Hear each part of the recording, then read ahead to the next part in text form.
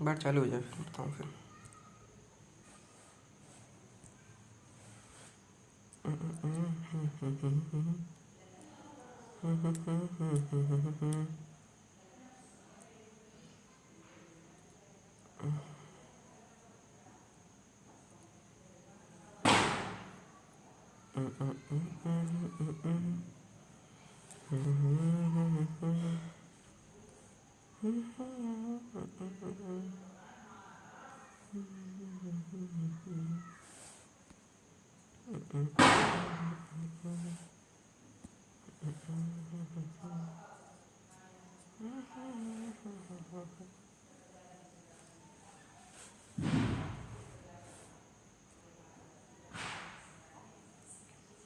मेरा जूता है जापानी ये पतलून, अरमानी सर पे आस्तों की टोपी, फिर भी दिल है हिंदुस्तानी।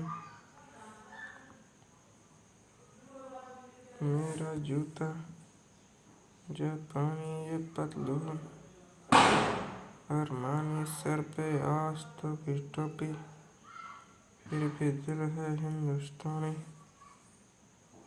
मेरा जूता है जापानी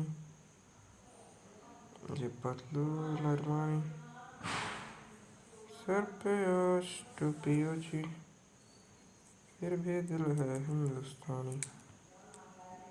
मेरा जूता है जापानी ये पतलून, अरमानी।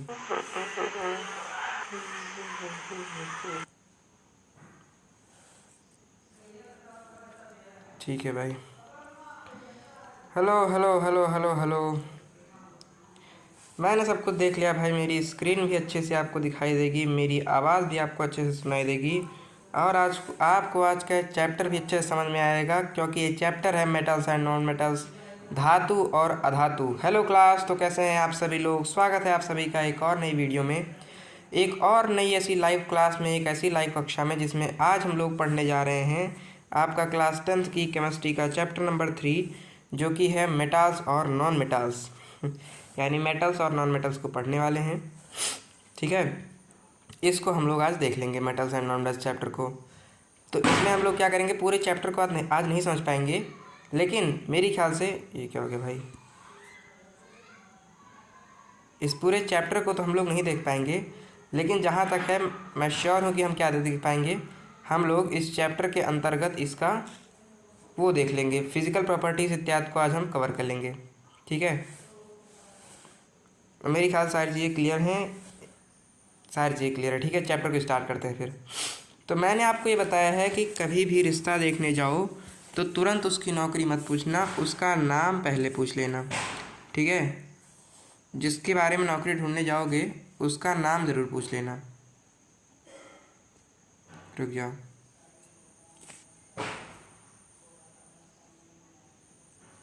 मुझे पेन निकालनी पड़ेगी ना। तो हाँ, मैंने कहा था कि जिस भी नौकरी में जाना उस नौकरी का नाम ज़रूर पूछ के आना, या फिर शादी देखने जाना तो लड़की का नाम ज़रूर पूछ के आना। तो उसी तरह से अगर कोई चैप्टर पढ़ने जा रहे हो तो उस चैप्टर का नाम तो जानना ज़रूरी है ना भाई। तो उस चैप्टर के नाम को आज हम जान लेते हैं। सबसे पहले चैप्टर के नाम को जानेंगे। चैप्टर का नाम है मेटल्स और नॉन मेटल्स। दो चीज़ें हैं, ठीक है, और दोनों अलग अलग चीज़ें हैं, दोनों की अलग अलग आपको डेफिनेशन मिलेंगी, और दोनों की आपको क्या मिलेगी, अलग अलग पूरी परिभाषाएं मिलेंगी, अर्थ मिलेगा, डेफिनेशन मिलेगी, मीनिंग मिलेगी। तो पहले मेटल्स के बारे में क्या कह रहा है, कह रहा है कि पहली बात तो दोनों क्या है, ब्रॉड कैटेगरी ऑफ एलिमेंट हैं इन द प्योर। ठीक है, पहली बात तो इनकी विशेषताएं बताई गई हैं, क्योंकि मेटल्स और नॉन मेटल्स क्या हैं, ये एक तरह के सब्सटेंस ही तो है, सब्सटेंस का एक क्लासिफिकेशन है।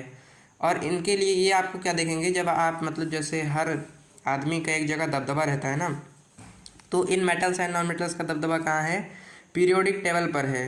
और पीरियोडिक टेबल बहुत ज़्यादा इंपॉर्टेंट है आपकी केमिस्ट्री में, यानी ये बहुत ज़्यादा metals and non metals important है आपके लिए। तो मेटल्स और नॉन मेटल्स का दबदबा है कहाँ पर, पीरियोडिक टेबल में, क्योंकि इनको पीरियोडिक टेबल में ये बहुत ज़्यादा एरिया रखते हैं पीरियोडिक टेबल के अंदर। यहाँ पर इनको इनकी फिजिकल प्रॉपर्टीज़ के आधार पर और केमिकल प्रॉपर्टीज़ के आधार पर अलग अलग बांटा जाता है। क्योंकि मान लीजिए आपकी क्या है, मान लीजिए आपकी इस तरह से पीरियोडिक टेबल है, ठीक है, मान लीजिए आपकी इस तरह से पीरियोडिक टेबल है। तो इस पीरियोडिक टेबल पर क्या किया गया है, इनको इनकी फिजिकल और केमिकल प्रॉपर्टीज़ के आधार पर, इनको इनकी फिजिकल और केमिकल प्रॉपर्टीज़ के आधार पर दो भागों में बांटा गया है। एक मेटल्स के भागों में बांटा गया है और एक नॉन मेटल्स के भागों में बांटा गया है। नॉन मेटल्स के रूप में बांटा गया है। और चैप्टर शुरू करने से पहले भाई इसको तुमको बड़ी खुशी के साथ बता दो कि दिवाली ख़त्म हो चुकी है, दिवाली हमने पूरी कर ली है। लेकिन दिवाली पूरी कर लेने के बाद भी हमारे पड़ोसियों के पास, हमारे जो बगल में लोग हैं, इनकी दिवाली अभी ख़त्म नहीं हुई है, इनकी दिवाली 2-4 महीने बाद तक चलती है। इसलिए अगर आपको क्लास के बीच में धूम धड़ाका सुनने को मिले तब ज़्यादा घबराइएगा मत, मेरा सिस्टम नहीं फूटा है, ये बगल वाले के यहाँ से पटाखा फूटा है, ठीक है, तो उसको जान लेना। तो मैंने आपको क्या कहा, मैंने आपको कहा कि किसी भी पीरियोडिक टेबल के अंदर हम लोग किस भाग में बांटते हैं, मेटल और नॉन मेटल को 2 भाग में बांटते हैं, 2 चीज़ों के आधार पर बांटते हैं, एक उसकी फिजिकल प्रॉपर्टी और एक उसकी केमिकल प्रॉपर्टी। तो दो सारी प्रॉपर्टी को जान लेंगे, जिसमें पहले ही आपकी फिजिकल प्रॉपर्टी, पहले क्या है आपकी, पहले ही आपकी फिजिकल प्रॉपर्टी। फिजिकल प्रॉपर्टी में 10-12 प्रॉपर्टी बताऊँगा और जो मैं बताऊँगा उसको अच्छे से सुन लेना। फिजिकल प्रॉपर्टी के अंदर क्या कहा गया है, फिजिकल प्रॉपर्टी के अंदर कहा गया है लस्टर। लस्टर माने पहले मैं आपको बताऊंगा सब चीज़ के बारे में, उसके बाद देखेंगे कि पीपीटी वालों ने क्या लिखा है। तो लस्टर के बारे में जानते हैं। लस्टर में पहले लस्टर का मतलब है, मीनिंग क्या है लस्टर की, लस्टर की मीनिंग है शाइन, ठीक है, शाइनिंग प्रॉपर्टी। मतलब ये सारी क्या है, फिजिकल भी प्रॉपर्टी है, तो प्रॉपर्टी क्या है, कई सारी प्रॉपर्टी है। पहला जो शाइनिंग प्रॉपर्टी है वो क्या है, किसी भी चीज़ की जो शाइनिंग प्रॉपर्टी है उसको उसका लस्टर कहा जाता है। अब इसके बाद मेटल, अब इसमें हम 2 चीज़ देखेंगे, पहले जानेंगे उसका मीनिंग क्या है, उसके बारे में जानेंगे, उसके बाद जानेंगे कि मेटल्स उसके प्रति क्या दिखाते हैं, और फिर उसके बाद जानेंगे कि नॉन मेटल्स उसके प्रति क्या दिखाते हैं, नॉन मेटल्स उसके बाद प्रति क्या दिखाते हैं। और अगर कोई एक्सेप्शन होगा तो उस एक्सेप्शन के बारे में भी हम लोग ज़रूर से जानेंगे, एक्सेप्शन के बारे में भी जानेंगे। इतनी बात, ठीक है। 4 चीज़ें हम लोग हर एक प्रॉपर्टी के बारे में जानेंगे, चारों चीज़ों के बारे में जान लेते हैं। पहला है आपका क्या, पहला है आपका लस्टर। लस्टर का मतलब होता है शाइन करना, यानी अगर कोई चीज़, किसी चीज़ के अंदर शाइन करने की प्रॉपर्टी है तब आप कहेंगे कि उसको वो लस्टर है। अब इसमें शाइन करता कौन है, मेटल करते हैं, नॉन मेटल करते हैं। तो जनरली हमेशा मेरे साथ वर्ड में क्या रखना, जनरली रखना, जनरली हमेशा रखना। जनरली अगर बात करें तो जनरली हम क्या कह सकते हैं, हम कह सकते हैं कि हमारे जो मेटल्स होते हैं ये क्या होते हैं, ये चमकते हैं, यानी ये लस्ट्रस होते हैं।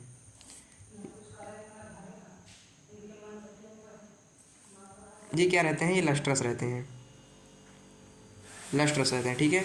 अगर आपके पास कोई मेटल है और वो लस्टर की प्रॉपर्टी दिखा रहा है तब आप कहेंगे कि वो लस्ट्रस है। दूसरी बात, जब मेटल लस्ट्रस होगा तो नॉन मेटल आपका लस्ट्रस नहीं होगा, नॉन मेटल आपका चमक नहीं रहा होगा। एक्सेप्शन की बात करें तो सबसे बड़ी बात क्या है कि जो आपका डायमंड है, जो कि एक नॉन मेटल है, वो सबसे ज़्यादा चमकता है भाई, ठीक है। सबसे पहला एक्सेप्शन क्या ले सकते हैं आप, डायमंड को ले सकते हैं। डायमंड, डायमंड क्या है, डायमंड आपका नॉन मेटल होते हुए भी बिल्कुल चमकीला है, पूरा नंबर 1 चमकता है। अब आपको बताने की जरूरत नहीं है डायमंड कितना चमकता है, ठीक है। क्या है भाई, डायमंड आपका लस्ट्रस है। उसके बाद दूसरा आप क्या ले सकते हैं, दूसरा आप में हमारे पास एक और एलिमेंट है, एलिमेंट कह रहा हूँ, वो है हमारे पास नॉन मेटल है, जो कि है आयोडीन।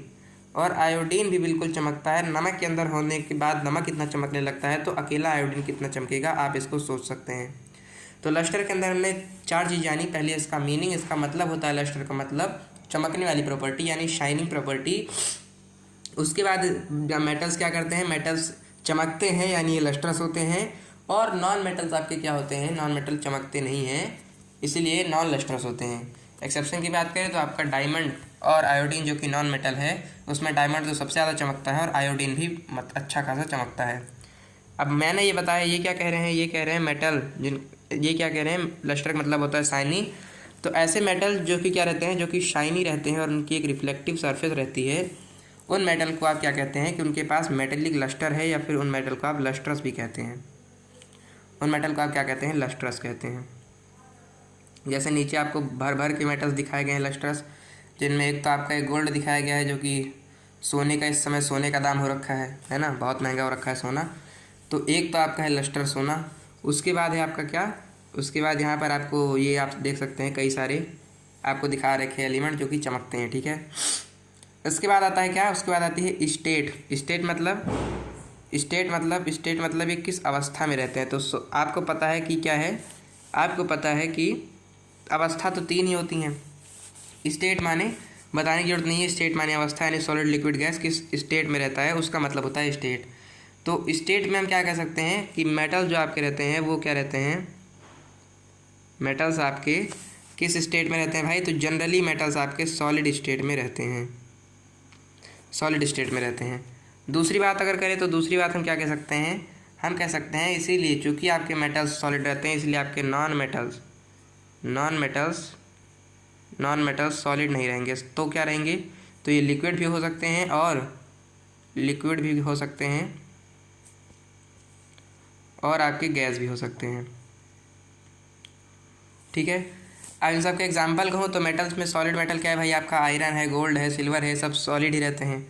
और सबसे बड़ी बात सॉलिड में जब आप मेटल में ये जानेंगे तब आपको ये हमेशा जान लेना है कि किस पर ये क्या रहेंगे, किस पर हमेशा सॉलिड रहेंगे, रूम टेम्परेचर पर, ठीक है। वरना आप कहें सर हमने सोना गला दिया तो क्या ये मेटल नहीं है, तो आपने उसको रूम टेम्परेचर से ज़्यादा टेम्परेचर देकर गलाया है, तब आप लोग खेल से बाहर हैं, आप लोग अच्छे से नहीं खेल रहे हैं, ठीक है। उसके बाद आता है आपका एक्सेप्शन, यानी हमने क्या जाना, हमने कुछ नहीं जाना हमने ये जाना कि आपके मेटल्स होते हैं वो जनरली सॉलिड स्टेट में रहते हैं, वहीं पर जो आपके नॉन मेटल रहते हैं वो लिक्विड और गैस स्टेट में रह सकते हैं, सॉलिड स्टेट में नहीं रह सकते हैं। लेकिन जहाँ केमिस्ट्री वहाँ एक्सेप्शन, इसीलिए आप कह सकते हैं कि फिर से पहली बात अगर डायमंड का एग्जांपल लेना चाहो तो आपका डायमंड क्या रहता है, डायमंड आपका नॉन मेटल होते हुए भी सॉलिड है, सबसे ज़्यादा हार्डेस्ट मेटल है। नॉन मेटल आपका डायमंड नॉन मेटल होते हुए भी सबसे ज़्यादा हार्डेस्ट मेटल है, सबसे ज़्यादा सॉलिड मेटल है। अरे डायमंड के बारे में आप जब एक्सेप्शन पढ़ेंगे तब आपको ये पता चलेगा, आप कहेंगे कि यार डायमंड को इन लोगों ने नॉन मेटल कहा ही क्यों है, डायमंड को ये लोग मेटल ही कह दें। लेकिन आप लोगों के लिए अच्छी बात है जो कि डायमंड को नॉन मेटल कहा गया, इसलिए आप हर प्रॉपर्टी में लगभग डायमंड को ठूस सकते हैं। तो पहला तो हो गया आपका ऐसा नॉन मेटल जो कि सॉलिड है। दूसरा आपका कह सकते हैं मरकरी Hg, है ना। दूसरा आप कह सकते हैं ऐसा मेटल जो कि क्या रहता है, जो कि लिक्विड रहता है, जो कि क्या रहता है, लिक्विड रहता है। आपका जो मरकरी है वो कहाँ रहता है, मरकरी आपका लिक्विड स्टेट में रहता है। सर ये मरकरी मिलेगा कहाँ, ये मरकरी मिलेगा किस पर, किराने की दुकान पर। मरकरी किराने की दुकान पर नहीं मिलेगा, मरकरी मिलेगा डॉक्टर के यहाँ। डॉक्टर के यहाँ कब, डॉक्टर घर में जाओगे तब भी नहीं मिलेगा। डॉक्टर का जब आप थर्मामीटर देखेंगे तो उस थर्मामीटर के अंदर जो बढ़ता है ना, थर्मोमीटर, उस थर्मोमीटर के अंदर जो बढ़ता है आपके शरीर की गर्मी पाकर, जब वो क्या कहता है, जब उसमें जो बढ़ता है जो चीज़, वो क्या है, वो आपका मरकरी ही है। तो आप समझ सकते हैं मरकरी इतना ज़्यादा है कि मेटल होने के बाद जो आपकी शरीर तक की गर्मी पाकर क्या हो जाता है, लिक्विड फॉर्म में आ जाता है, और उसी का फ़ायदा उठाकर आपके लिए थर्मामीटर बनाया गया है। तो ये तो हो गई स्टेट की बात। इसके बाद अगर हम लोग बात करें किसकी, अगर हम लोग बात करें स्टेट में, ये लोग क्या कह रहे हैं, तो ये लोग आपके कह रहे हैं कि मेटल्स जो कहते हैं जनरली सॉलिड स्टेट में रहते हैं लेकिन रूम टेम्परेचर पर, ये मैंने आपको बता दिया। लेकिन अगर आप बात करें मरकरी की तो ये क्या रहता है, ये लिक्विड रहता है। यहाँ पर आप देख भी सकते हैं किस तरह से ये एक मरकरी है जो कि एक बीकर में पानी की तरह भरा जा रहा है। मरकरी के लिए शर्म की बात है, शर्म कर लो ज़रा सा, है कि तुमको रूम टेम्परेचर पर भी पानी की तरह भरा जा रहा है। अगली प्रॉपर्टी आती है सोनोरस।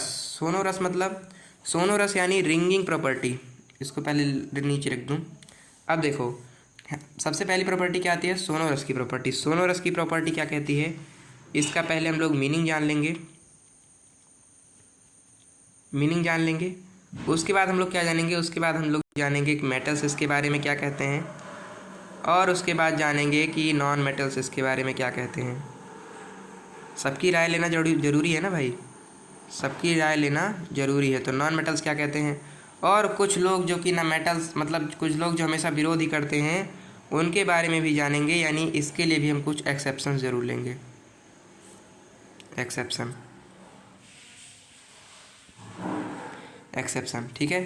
तो इन सारी चीज़ों के बारे में जानेंगे, सारी चीज़ों के बारे में जान लेते हैं। सोनोरस का मतलब क्या होता है। तो जैसे भाई हम लोग फिजिकल प्रॉपर्टी पढ़ रहे हैं, यानी ये भी कोई प्रॉपर्टी होगी। तो जी हाँ, ये प्रॉपर्टी ही है, लेकिन ये कैसी प्रॉपर्टी है, ये किसी भी तरह की सब्सटेंस की रिंगिंग प्रॉपर्टी है। यानी अगर कोई सब्सटेंस रिंग कर रहा है, ये रिंगिंग प्रॉपर्टी है। तो कोई सब्सटेंस अगर रिंग कर रहा है तो वो आपका मेटल है, ऐसा कहा जाता है। क्या कहा जाता है कि अगर मेटल्स हैं जो आपके, वो क्या रहते हैं, सोनोरिटी दिखाते हैं, वो रिंग करते हैं बजाने पर, तो उनको आप सोनोरस कह सकते हैं। प्रॉपर्टी इसकी कौन सी है, प्रॉपर्टी है इसकी सोनोरिटी। सोनोरिटी ठीक है। इसकी प्रॉपर्टी का क्या नाम है, इसकी प्रॉपर्टी का नाम है सोनोरिटी। सोनोरिटी ठीक है। इसकी प्रॉपर्टी का नाम है सोनोरिटी। रुक जाओ भाई, ठीक है। तो इसकी प्रॉपर्टी का नाम है सोनोरिटी। और ऐसे मेटल जो कि बज जाते हैं बजाने पर, उनको आप क्या कहते हैं, उनको आप लोग सोनोरस कहते हैं। उनको आप लोग सोनोरस कह सकते हैं, ठीक है। तो कौन से मेटल भाई बज जाएंगे, तो लोहा बजाओ, खूब तेज़ से बजेगा आपका लोहा बजेगा। Fe सोना भी बज जाएगा, चांदी भी बज जाएगा, तभी तो घुंघरू बनते हैं चांदी के, है ना। तो आपके लगभग सारे मेटल्स क्या होते हैं, सोनोरस होते हैं। तो नॉन मेटल क्या होंगे भाई, नॉन मेटल को करना है हमेशा मेटल का विरोध, इसीलिए सोनोरस नहीं रहेंगे। ये आपके सोनोरस नहीं रहेंगे। सोनोरस आपके ये रहेंगे, ये सोनोरस नहीं रहेंगे। एक्सेप्शन की बात करें तो आप अपने सोडियम को बजाते रह जाइए। आपके पास अगर सोडियम है, ये आपको दिख ही नहीं रहा होगा कलर ही, अगर आपके पास सोडियम है यानी Na है, तो इसको बजाते रह जाइए, बजने वाला नहीं है आपका, ठीक है। सोडियम आपका बजने वाला नहीं है। ये आप इनकी बात। अब ये लोग क्या कह रहे हैं, ये कह रहे हैं कि मेटल्स क्या होते हैं, मेटल्स रिंगिंग साउंड प्रोड्यूस करते हैं जब उनको बजाया जाता है, इसलिए वो सोनोरस हैं।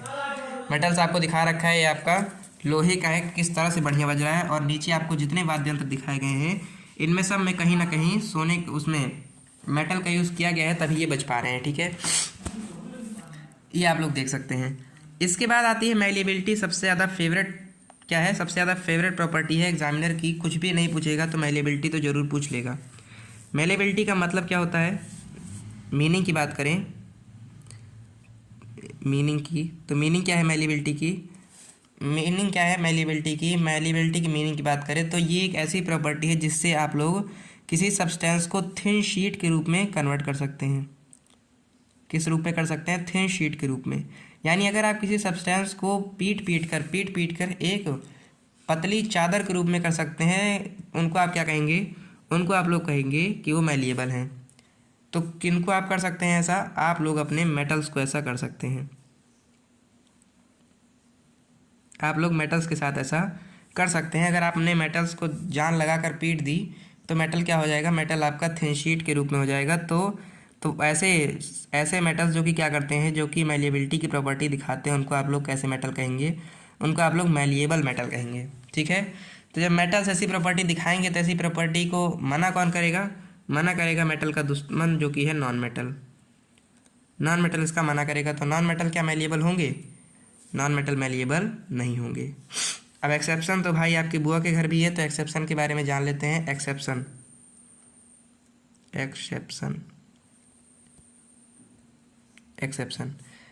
की बात करें तो एक्सेप्शन भाई क्या बताऊँ मैलिएबिलिटी में, हाँ मैलिएबिलिटी के एक्सेप्शन में आप कह सकते हैं कि जो ग्रेफाइट होता है,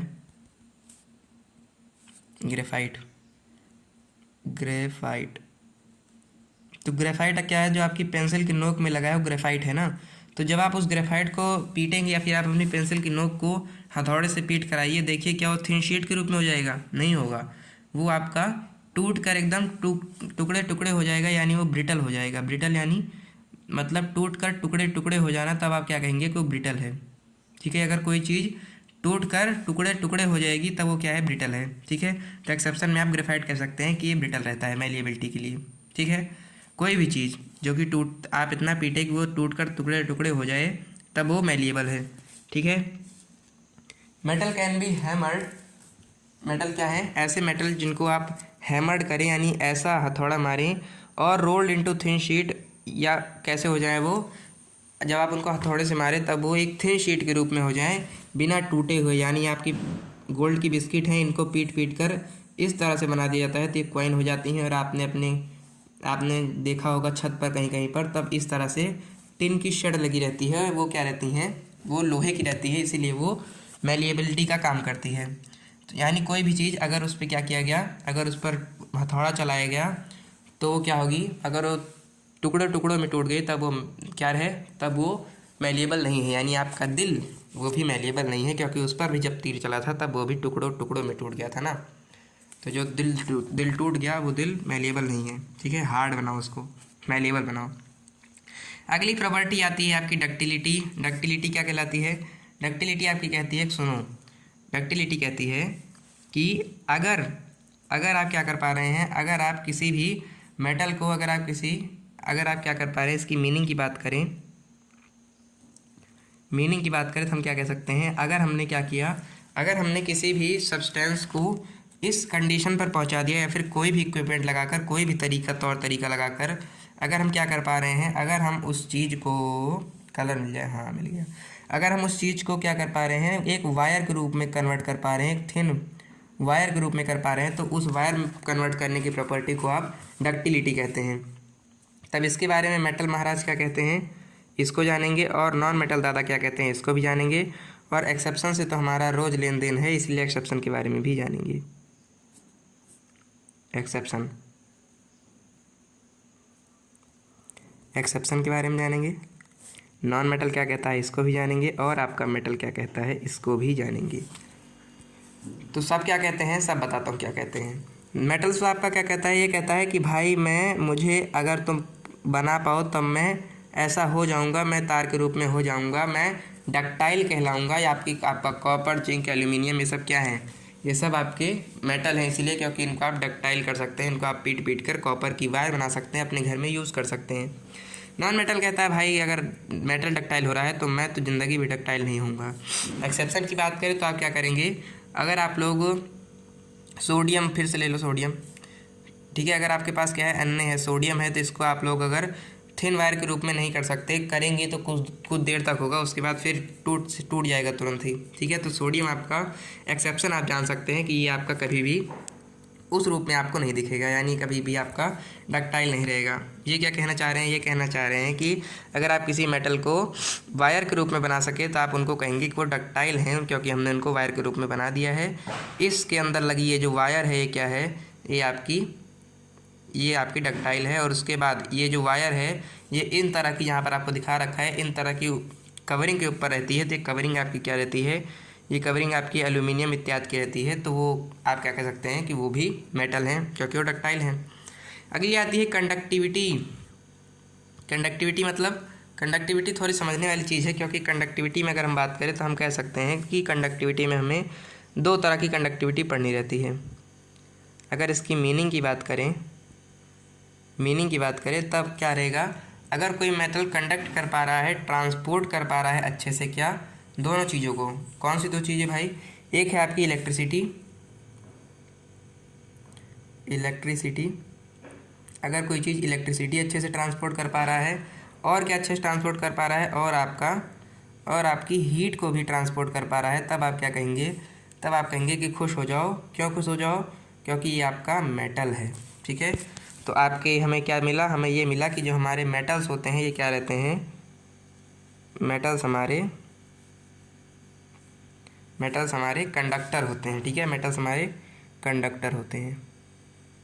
कंडक्टर यानी, कंडक्टर मतलब बस वाला कंडक्टर ना समझना है, बस वाला कंडक्टर समझ रहे हैं, वो खिड़की बजाता हुआ कंडक्टर नहीं।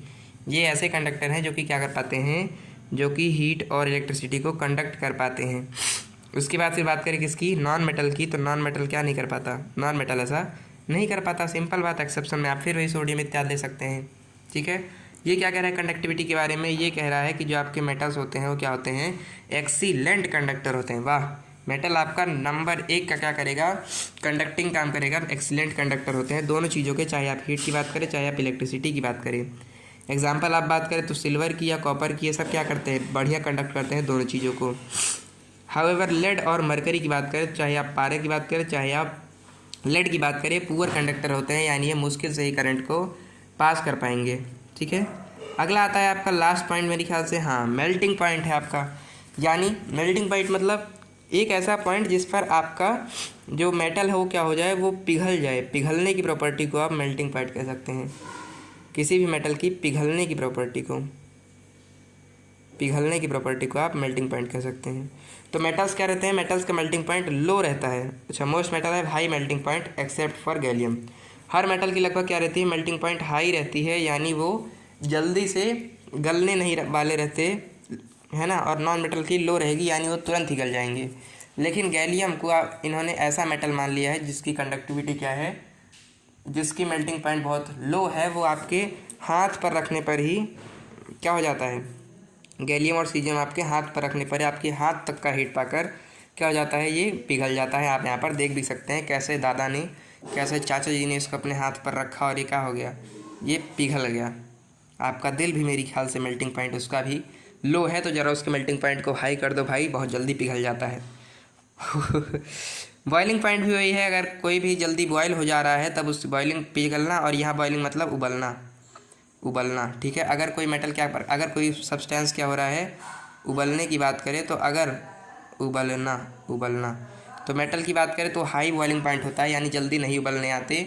लेकिन कुछ मेटल्स यहाँ पर भी ऐसे हैं जो कि क्या हो जाते हैं, जो कि चट से क्या कर जाते हैं, चट से एकदम उबल जाते हैं।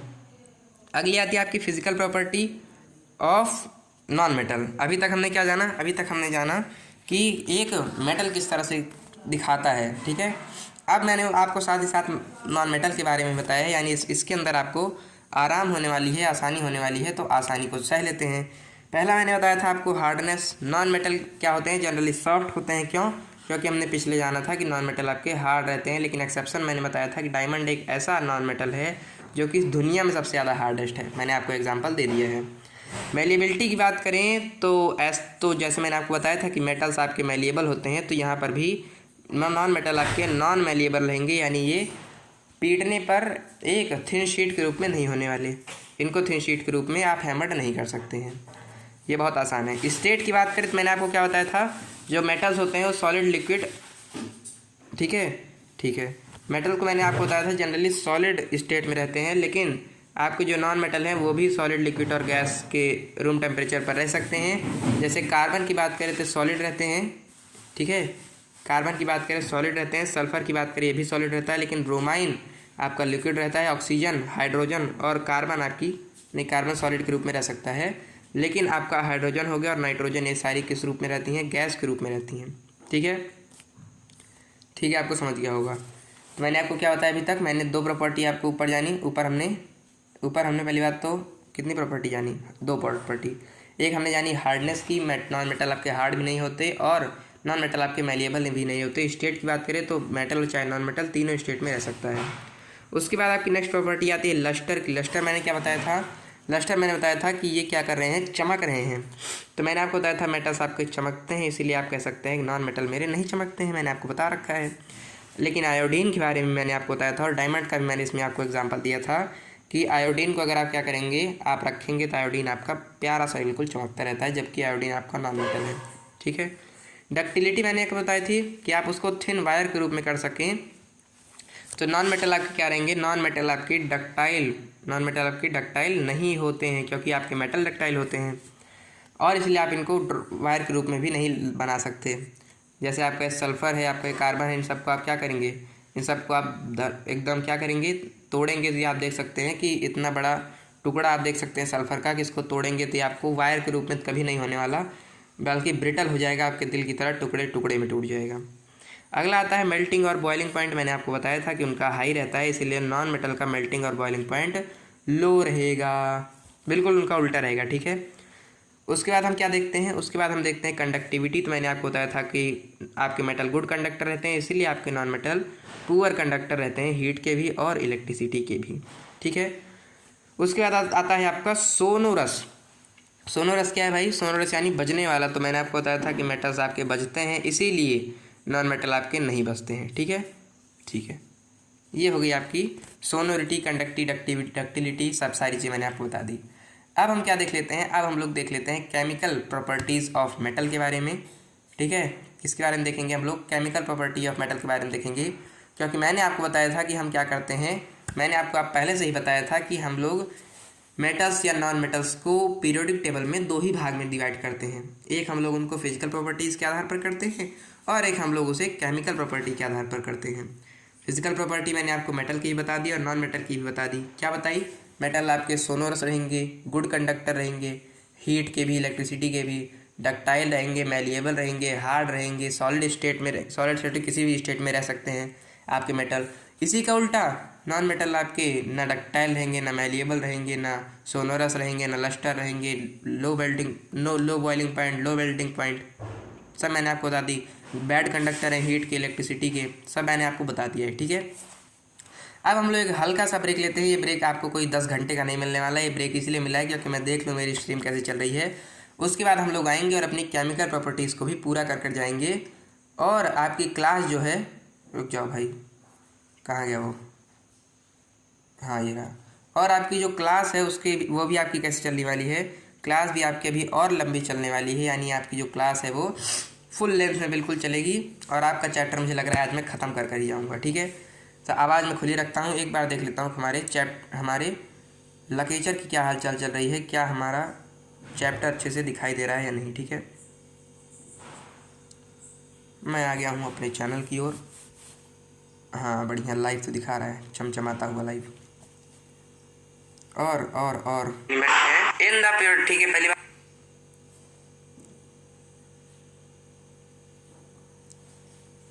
मेरी ख्याल से ये आगे बढ़ भी रहा है कि नहीं बढ़ रहा है भाई।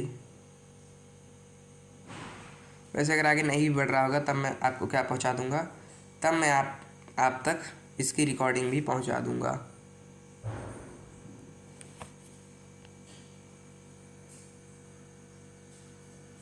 आप तक इसकी रिकॉर्डिंग पहुंच जाने वाली है, इसलिए आपको परेशान होने की कोई भी ज़रूरत नहीं है।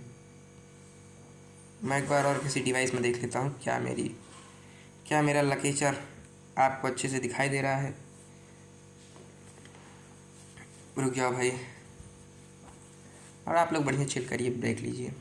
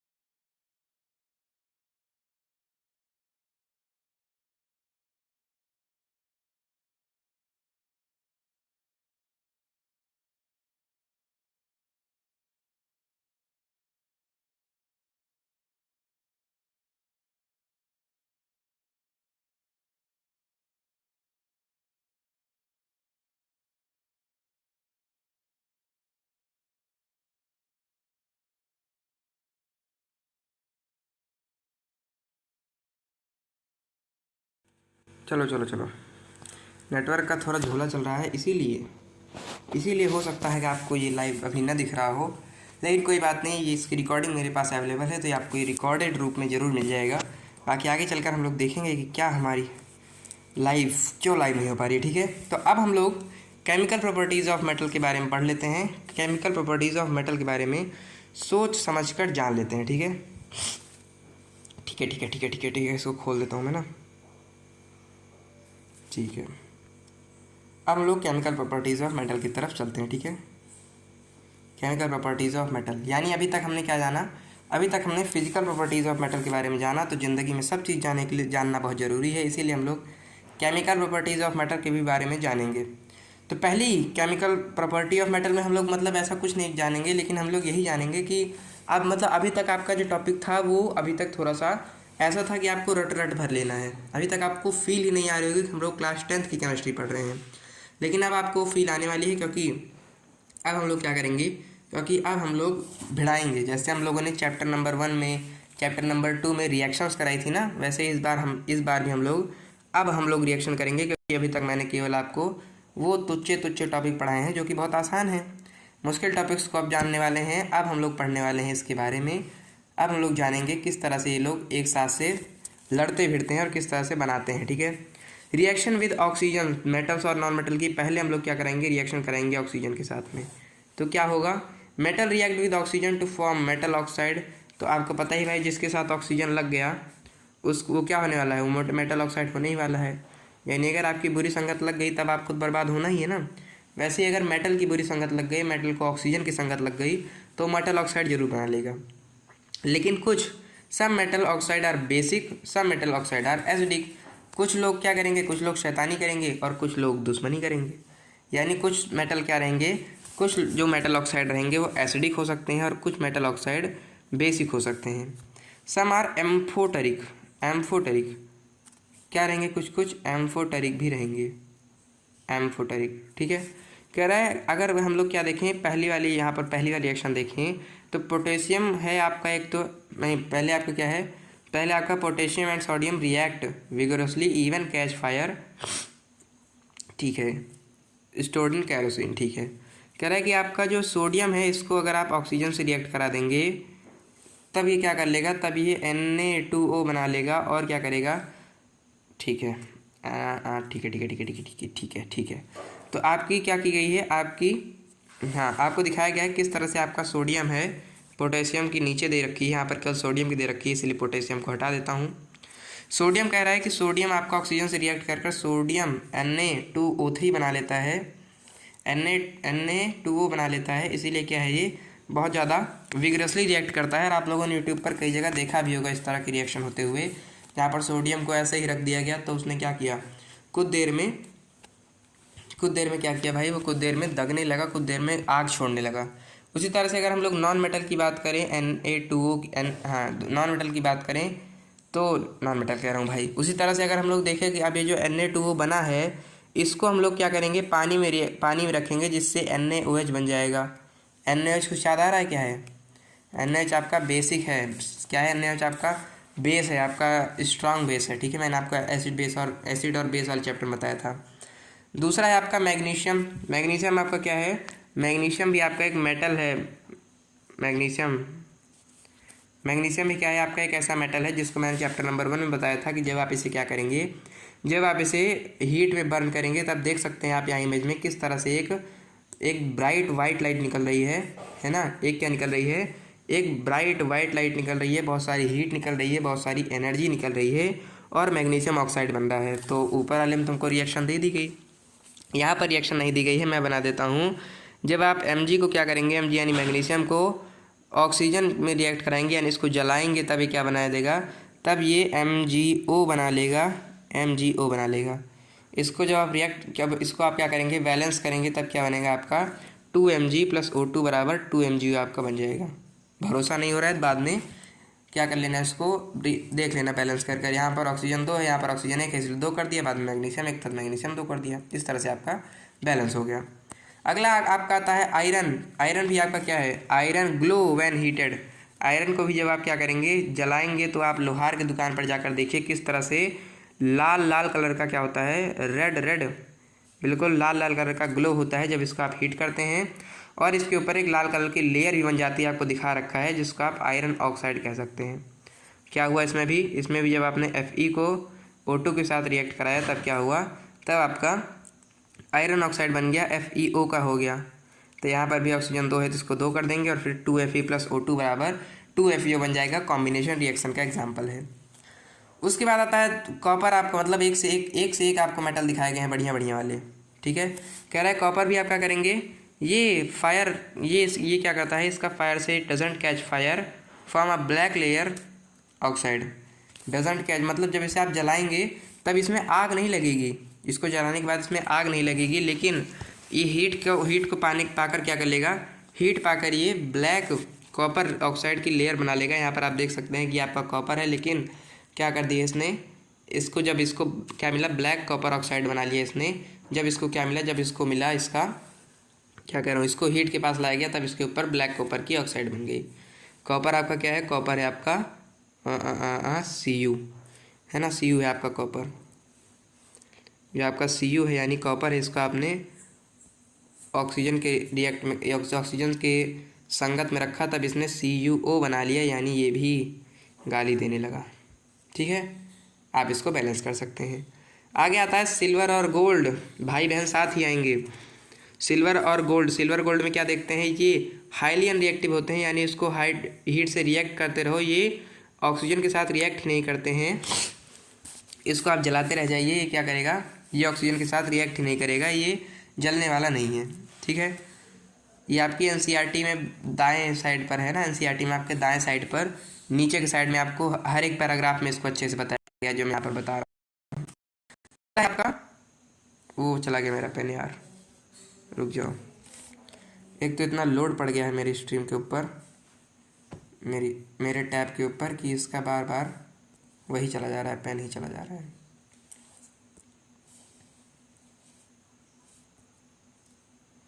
आ गया। तो क्या है, कह रहा है कि कुछ ऐसे क्या होते हैं, self protecting metals such as magnesium, aluminium, zinc and lead create protective oxide layer to prevent oxidation. इनका ऑक्सीडेशन ना हो जाए, यानी जैसे आपका जो आपका क्या है, जो आपका वो है मैग्नीशियम है, ये मैग्नीशियम ऑक्साइड की लेयर ना बना दे, aluminium oxide, zinc oxide, lead oxide की लेयर ना बना ले, इसीलिए इसके ऊपर क्या की जाती है, इसीलिए क्या होती है, इसके ऊपर ऑक्साइड की लेयर है, क्रिएट प्रोटेक्टिव। हाँ, ये अपने ऊपर क्या करते हैं, एक ऑक्साइड की लेयर खुद ही प्रोटेक्ट कर लेते हैं, जिनसे इनका ऑक्सीडेशन ना हो सके, ठीक है।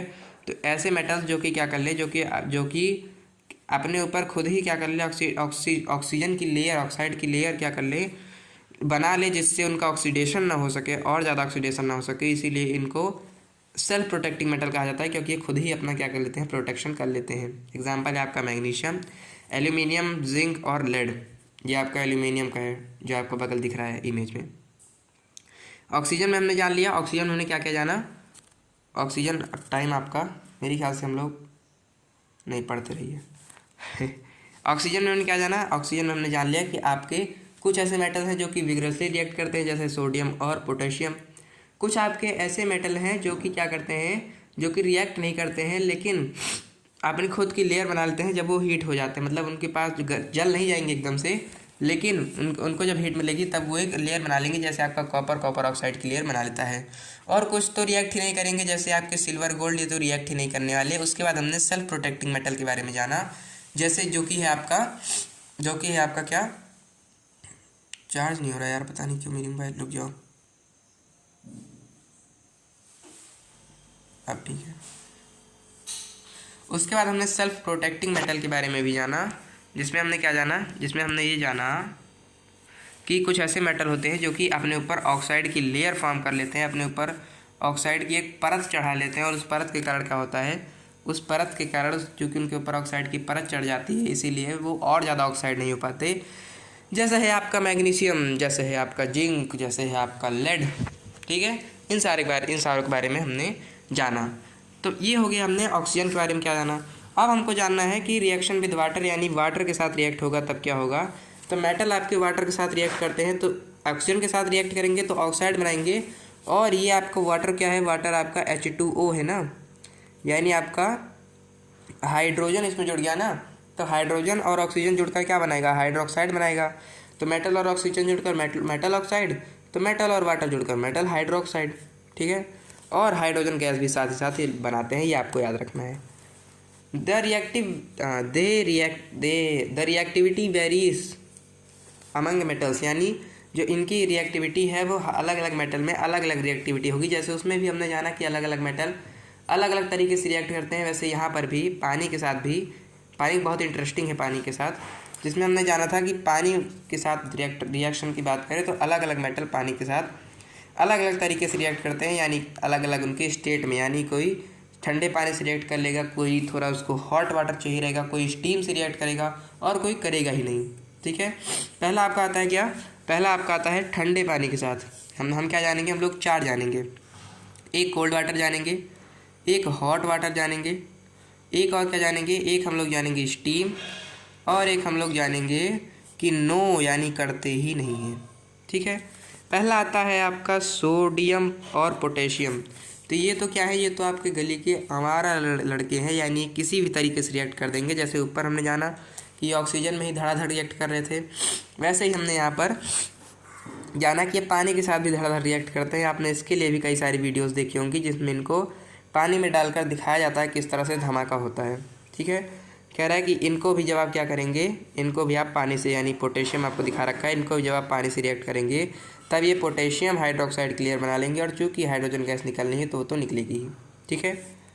और ये पानी मतलब आपके पानी में आग लग जाती है, ठीक है, जब आप इसको पानी में डालते हैं तो इतने तेज़ से रिएक्ट करते हैं। अगला आता है आपका calcium. Calcium react with, calcium क्या करता है, वाटर के साथ क्या करता है, थोड़ा सा ही रिएक्ट करता है, पूरा पूरा रिएक्ट नहीं करता है। सोडियम और पोटेशियम की तरह नहीं है, सीधा बच्चा है, ठीक है। पूरा सीधा ये भी नहीं है, लेकिन ये आप लोगों की तरह है कि सीधा भी नहीं है और अच्छा भी नहीं है, मतलब ख़राब भी नहीं है। ये क्या करता है, ये आपको यहाँ जो दिखा भी रखा है कि तुरंत नहीं जलने लगता, ये थोड़ा लेस वायलेंटली रिएक्ट करता है, यानी इसको करते समय आपको दस्ताने वस्ताने पहनने की बहुत ज़्यादा ज़रूरत नहीं है। दूर से अगर ड्रॉपर्स यहाँ पर इनकी तरह डालेंगे, तो जैसे इन्होंने दस्ताने नहीं पहने हैं उसी तरह से आपको भी दस्ताने पहनने की ज़रूरत नहीं पड़ेगी। लेकिन सोडियम और पोटेशियम को हाथ में गलती से ले मत लेना, उसको हाथ में लेते समय ज़रूर दस्ताने पहनना, वरना हाथ में ही जल जाएगा भाई, आपके पसीने से जल जाता है वो, ठीक है। तो उसके लिए आपको ध्यान देना है। उसके बाद कह रहा है ये कैल्शियम हाइड्रोक्साइड, सिंपल बात है, कैल्शियम हाइड्रोक्साइड की लेयर बनाएगा। और हाइड्रोजन गैस यहाँ पर आप देख सकते हैं। और हाइड्रोजन गैस को टेस्ट कैसे किया जाता है, मैंने आपको बता रखा था कि हाइड्रोजन गैस को आप हाइड्रोजन पॉपअप टेस्ट से चेक कर सकते हैं। आप क्या कर सकते हैं, पॉपअप टेस्ट कर सकते हैं। तो जब आप पॉपअप टेस्ट करेंगे, यानी जब आप इसके पास माचिस लेकर जाएंगे तो उसे की आवाज़ के साथ जलेगा, ठीक है, ऐसे करके, मतलब मैं कैसे बताऊँ, ऐसे पुक की आवाज़ से क्या करेगा, वो एक्सटिंग्विश हो जाएगा, यानी उसकी आग भी चली जाएगी और ये पॉप की आवाज़ भी करेगा। And water without catching fire, यानी क्या करेगा, ये कैल्शियम हाइड्रोक्साइड पानी के साथ रिएक्ट कर लेता है और आग भी नहीं पकड़ता, इस तरह से बस हाइड्रोजन गैस निकलता है। अगला आता है आपका मैग्नीशियम। मैग्नीशियम आपका ठंडे वाटर के साथ रिएक्ट नहीं करता है, यानी इनके नखड़े हैं, इनको हॉट वाटर चाहिए मैग्नीशियम को। React only with hot water to create magnesium hydroxide और हाइड्रोजन गैस, यानी जब आप इनको, यहाँ पर आप देख सकते हैं किस तरह से मैग्नीशियम की रिबन इसके अंदर डाली गई और वाटर डाला गया गरम, तब क्या हुआ, तब आपका यहाँ पर ये जो निकल रही है बबल, ये हाइड्रोजन के बबल हैं, और नीचे इसने क्या बना रखा है, और नीचे इसने मेटल हाइड्रोक्साइड बना रखा है।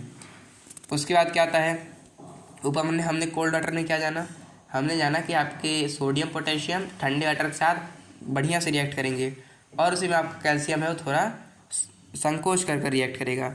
मैग्नीशियम जो है ये गर्म वाटर के साथ रिएक्ट करेगा, और जो आपका एल्यूमिनियम है, आयरन है और जिंक है, इसको स्टीम चाहिए, मैंने आपको बताया था थर्ड कंडीशन के अंदर आते हैं।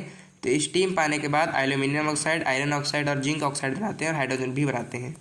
एल्यूमिनियम का आपको दे रखा है कि 3Al में जब, मतलब 2Al में जब 3H2O लगाएंगे, यानी एल्यूमिनियम को पानी में डालेंगे तो Al2O3 बनेगा और हाइड्रोजन तो निकलनी ही निकलनी है। इसके बाद हमने क्या जाना, एल्यूमिनियम, आयरन और जिंक, ठीक है। आगे हमको जानना है अपनी लास्ट चीज़, ठीक है, आगे हमको जानना है लास्ट चीज़ कि जब हम लोग लेड, कॉपर, सिल्वर और गोल्ड, याद कर रख लो कि लेड, कॉपर, सिल्वर और गोल्ड ये तो रिएक्ट ही नहीं करेंगे एट ऑल, यानी इनको कुछ भी लाकर खिला दो ये शांत नहीं होने वाले हैं। इसके बाद आता है आपका रिएक्शन विद एसिड। इससे पहले जान लेते हैं हमने क्या क्या जाना अभी तक। हमने जाना क्या, रिएक्शन विद वाटर के अंतर्गत, रिएक्शन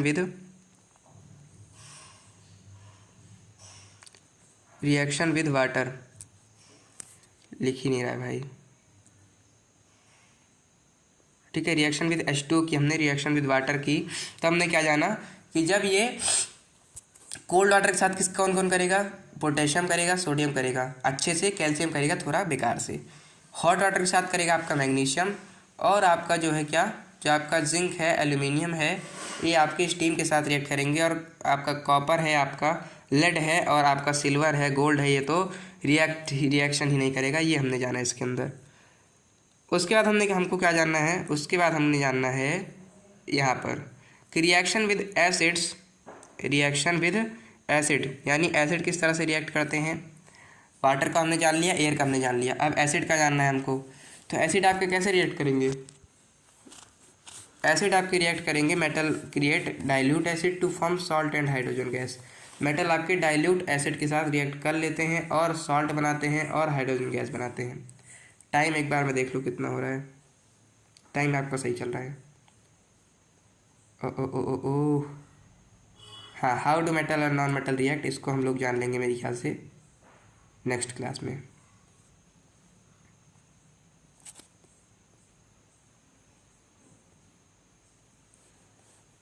ठीक है,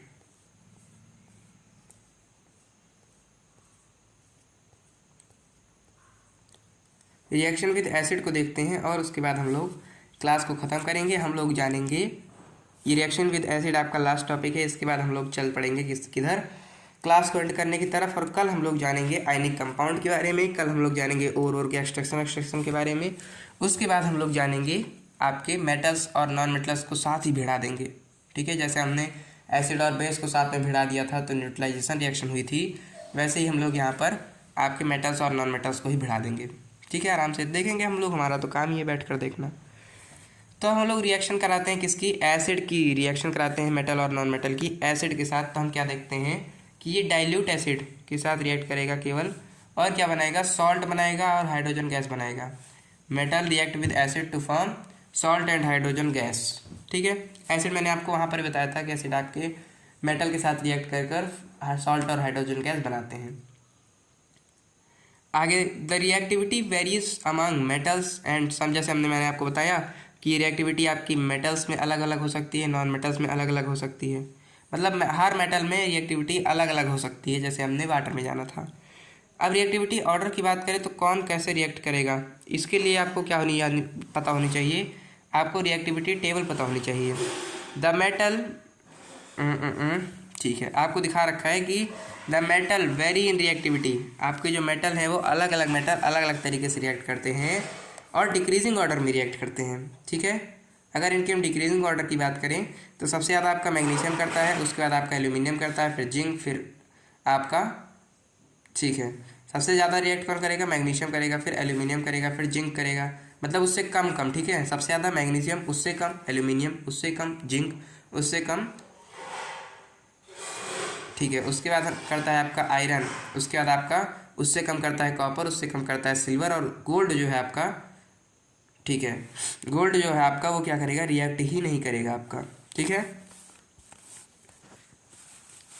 ठीक है, इसके लिए आपको क्या याद होनी चाहिए, इसके लिए आपको याद होनी चाहिए डिस्प्ले, जो मैंने आपको डिस्प्लेसमेंट रिएक्शन के दौरान यहाँ पर पता नहीं आपको बताया गया है कि नहीं बताया गया है, यहाँ पर मेरे ख्याल से आपको नहीं बताया गया है।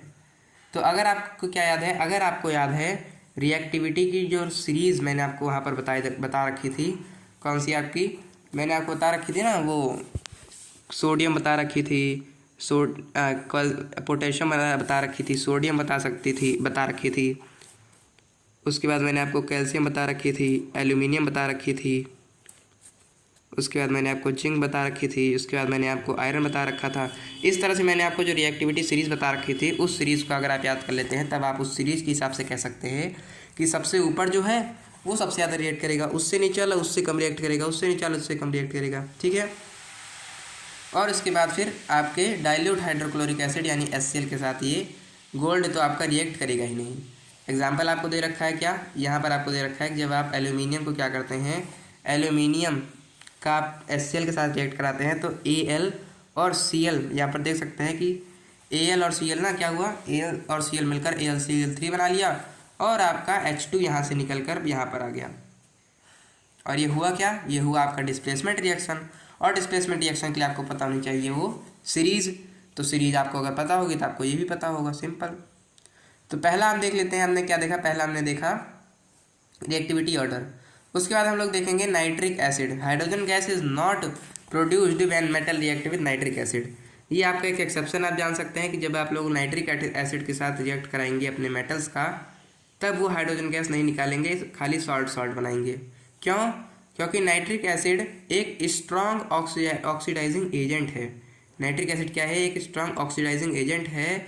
तो ये क्या कर देता है, ये जो हाइड्रोजन प्रोड्यूस हुआ है उसको वाटर में कन्वर्ट कर देता है और खुद रिड्यूस हो जाता है to various oxide of nitrogen, कई सारे नाइट्रोजन के ऑक्साइड में रिएक्ट टूट जाता है। जैसे आप समझ रहे हैं इसको मैं क्या कहना चाह रहा हूँ, मैं कहना चाह रहा हूँ जब आप लोग मेटल्स को रिएक्ट कराएंगे किससे, नाइट्रिक एसिड के साथ, तब आप क्या देखेंगे, तो इसमें से जो नाइट्रोजन क्या है, नाइट्रोजन क्या करेगा, ऑक्सीडाइजिंग एजेंट है। तो रिएक्ट होने के बाद जो हाइड्रोजन निकलेगा उसमें ये लाकर अपना ऑक्सीजन जोड़ देगा, यानी क्या हो जाएगा, यानी ये वाटर में कन्वर्ट कर देता है भाई, रिएक्शन के दौरान वाटर में कन्वर्ट कर देता है और खुद मतलब एन किससे, नाइट्रिक एसिड से HNO3 आपका नाइट्रिक एसिड, तो ये क्या करेगा, O2 दे देगा और H दे देगा। उसके बाद जो N बचा है वो कई सारे फॉर्म में टूट जाता है। जैसे आपने अगर कॉपर को रिएक्ट कराया HNO3 से, तब ये Cu plus NO2 plus H2O में टूट गया, यानी Cu तो आपका बाहर आ गया, खुद NO2 में टूट गया नाइट्रोजन ऑक्साइड और पानी बना दिया किससे, क्योंकि ऑक्सीडाइजिंग एजेंट है इसलिए इसने पानी बना दिया। Reaction with metal salt solution, इसको जान लेते हैं। इससे पहले हमने क्या जाना, एसिड से हमने रिएक्ट कराते समय जाना कि जब हम लोग एसिड से रिएक्ट कराएंगे तब हमें क्या मिलेगा, तब हमको दो चीज़ जानी है। एक तो जैसे हमने डिस्प्लेसमेंट सीरीज़ देखी है, उस तरह से आपकी डिस्प्लेसमेंट सीरीज़ चलती है और उस तरह से आपका जो मेटल है वो रिएक्ट करता है। यानी जिस तरह से आपका सबसे ऊपर मैग्नीशियम है तो सबसे ऊपर आपका पोटेशियम है, फिर सोडियम है, फिर कैल्शियम है, फिर मैग्नीशियम है, इस तरह से आपका रिएक्ट होते चला जाएगा। जो सबसे ऊपर है उसमें सबसे ज़्यादा, जो सबसे नीचे उसमें सबसे कम। सबसे नीचे क्या है, गोल्ड है आपका सबसे नीचे ना, तो गोल्ड आपका क्या करेगा, गोल्ड आपका रिएक्ट ही नहीं करेगा, इतना ज़्यादा कम रिएक्ट करेगा, ठीक है, यानी गोल्ड आपका सबसे नीचे है तो रिएक्ट ही नहीं करेगा। उसके बाद हमने जाना क्या, नाइट्रिक एसिड, जो कि आपका एक एक्सेप्शन के रूप में काम करता है। तो हमने जाना था कि आपके एसिड मेटल के साथ रिएक्ट कर सॉल्ट प्लस हाइड्रोजन गैस बनाएंगे, लेकिन जो आपका नाइट्रिक एसिड है HNO3, ये चूँकि एक स्ट्रॉन्ग ऑक्सीडाइजिंग एजेंट है, इसीलिए रिएक्ट होने के बाद क्या कर देगा, HNO3 में से अपना O2 दे देगा और H दे करके क्या बना देगा, H2O बना लेगा, यानी पानी बना देगा। और जो इसमें N बचेगा यानी नाइट्रोजन बचेगा, तो वो नाइट्रोजन के कई सारे रूप में टूट सकता है, नाइट्रोजन ऑक्साइड के रूप में टूट सकता है। इसके बाद हमको जानना है क्या, इसके बाद हमको जानना है रिएक्शन किसकी, मेटल सॉल्ट सॉल्यूशन की रिएक्शन हमको जाननी है। मेटल के सॉल्ट सॉल्यूशन की हमको रिएक्शन जाननी है कि मेटल सॉल्ट के सॉल्यूशन के साथ अगर हम लोग इसका रिएक्शन करा दें तब क्या होगा। तो more reactive metal can displace less reactive metal from A salt solution, इसको डिस्प्लेसमेंट रिएक्शन कहते हैं, मैंने आपको बता रखा है। यानी यहाँ पर भी आपका वही सीरीज आपकी काम करने वाली है। यानी अगर आप लोग मेटल सॉल्ट सॉल्यूशन यानी CuSO4 जो कि एक मेटल सॉल्ट सॉल्यूशन है, उसका आप लोग मेटल के साथ रिएक्ट कराएंगे तो MgSO4 ले लेगा। और चूँकि है ना, चूँकि आपका क्या है, चूँकि आपका क्या है, चूँकि आपका जो Cu है, कॉपर है, मैग्नीशियम से लेस रिएक्टिव है, इसलिए इसको अपना SO4 देना पड़ेगा, इसको अपना सॉल्ट सॉल्यूशन देना पड़ेगा और MgSO4 बन जाएगा और Cu बच जाएगा। यानी ये तो और आसान निकला भाई। ये आसान इसलिए निकला क्योंकि इसमें अभी आपको डिस्प्लेसमेंट सीरीज़ ही आपको याद करनी है। तो आप जब मेटल से किसी भी मेटल सॉल्ट सॉल्यूशन से उसका रिएक्ट कराएंगे तब आपका जो सॉल्यूशन है वो निकल आएगा बाहर। यानी आपका हमारे पास मान लो एक मेटल है Mg, उसका हमने रिएक्ट कराया मेटल सॉल्ट सॉल्यूशन से CuSO4 से। तो चूँकि आपका मैग्नीशियम जो कि हाईली रिएक्टिव है वो लेस रिएक्टिव Cu से अपना वो ले लेगा, वो SO4 ले लेगा और खुद MgSO4 बना लेगा और Cu वो अकेला छोड़ देगा, तन्हा अकेला छोड़ देगा। जैसे मैंने आपको डिस्प्लेसमेंट रिएक्शन बताया था कि जो आपका मामू है वो काकू से चाची को ले लेगा और खुद मामू और काकी साथ साथ घूमेंगे और चाचू अपना अलग अलग घूमेगा। अब हम लोग कर देते हैं जंग की शुरुआत, यानी अब हम लोग, पहले क्या था, पहले सब लोग अपने अपने सेनापति भेज रहे थे ना, लेकिन अब हम लोग दोनों देश के राजाओं को ही लड़ा देते हैं। अब हम लोग मेटल्स और नॉन मेटल को ही आपस में लड़ा देते हैं। देखिए बहुत बड़ा धमाका होने वाला है, आइए देखते हैं। तो रिएक्टिविटी सीरीज ऑफ मेटल की बात करें तो यहाँ पर भी वही हुआ जो मैंने आपको बताया था कि मोस्ट रिएक्टिव मेटल क्या है, मोस्ट रिएक्टिव मेटल से लेस रिएक्टिव मेटल की तरफ देखें तो मैंने क्या बताया था, सोडियम। इसके लिए एक परफेक्ट कलर ढूंढना पड़ेगा, रुक जाओ। और सबसे परफेक्ट कलर है ब्लैक। तो आपका जो पोटेशियम है, आपका जो सोडियम है, आपका जो कैल्शियम है, ये सब आपका क्या है, ये सब आपके एक तरह से क्या बनते आ रहे हैं, आपके सीरीज ही तो बनकर आ रही हैं। तो सीरीज को हम लिखना चाहें तो कैसे लिख लेंगे हम लोग ऐसे लिखेंगे कि आपका पोटेशियम यानी के, उसके बाद सोडियम आपका Na, सोडियम आपका कैसे क्या है, आपका सोडियम है आपका Na, कैल्शियम है आपका Ca, उसके बाद मैंने आपको मैग्नीशियम बताया था, फिर मैंने आपको एल्यूमिनियम बताया था, ऐसे नहीं लिखना है, ऐसे लिखना है, एल्यूमिनियम बताया था, फिर जिंक बताया था, फिर मैंने आपको बताया था आयरन Fe, फिर लेड Pb, फिर मरकरी, लेड के बाद हाइड्रोजन H, और copper Cu, mercury Hg, silver आपका Au, हाँ सिल्वर आपका Au और गोल्ड आपका Ag, है ना। तो इस तरह से आपकी सीरीज आती रहती है। तो उसी में क्या कह रहा है, इसको जानने से पहले आपको क्या जानना पड़ेगा कि सीरीज़ क्या है। तो सीरीज़ आपको मैंने बताई थी डिस्प्लेसमेंट की एक सीरीज़ होती है। सीरीज़ के हिसाब से जो सबसे ऊपर सबसे ऊपर मेटल होता है सबसे रिएक्टिव मेटल होता है, और सबसे नीचे जो मेटल होता है वो लेस रिएक्टिव मेटल होता है। तो आपका क्या है, कह रहा है कि हाउ डू मेटल और नॉन मेटल रिएक्ट। तो हमको सर अब सीरीज़ के बारे में तो पता चल गया कि ये एक ऐसी सीरीज़ है जो कि रिएक्टिविटी बताती है मेटल की, जिसमें सबसे ऊपर वाला मेटल सबसे रिएक्टिव मेटल है, सबसे नीचे वाला मेटल सबसे लेस रिएक्टिव मेटल है, इसके बारे में हमें बताती है। तो हम लोग क्या कह सकते हैं, हम लोग कह सकते हैं कि आपका मेटल और नॉन मेटल रिएक्ट कैसे करेगा। तो ये रिएक्ट करेगा इस तरह से कि जो आपके मेटल्स है ये इलेक्ट्रॉन को लूज़ कर देंगे। ये क्या बहकी बहकी बातें कर रहे हो, ये क्या कह रहे हो। तो ये इलेक्ट्रॉन को लूज़ कर देंगे और पॉजिटिव कैटायन बन जाएंगे, पॉजिटिव आयन बन जाएंगे जिनको कैटायन कहा जाता है। तो ये क्या है भाई, ये आपका एक तरह से मैं बताऊँ तो आप के कोर्स से हट गया है क्या, पीरियोडिक क्लासिफिकेशन नाम का चैप्टर।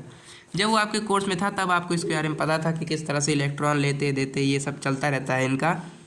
तो आपका दो तरीके से रिएक्ट करेगा, एक आपके मेटल किस तरह से रिएक्ट करेंगे।